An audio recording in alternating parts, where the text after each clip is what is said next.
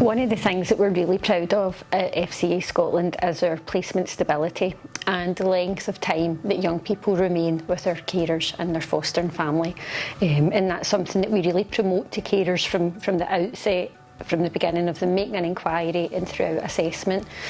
Some placements do happen in an emergency and we might not be sure how long a young person will stay with them, but what we find is that probably about 90% of our young people remain in a long-term, sometimes permanent care, where it's agreed that this is the fostering family they'll live with until they reach adulthood.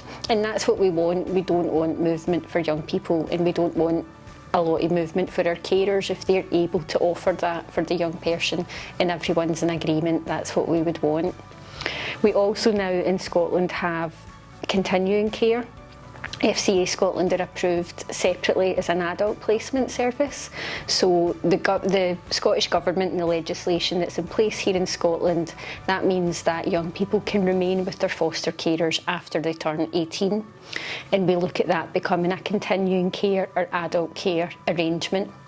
So we now have over 30 young adults who are placed with FCA Scotland and living with their carers under that basis.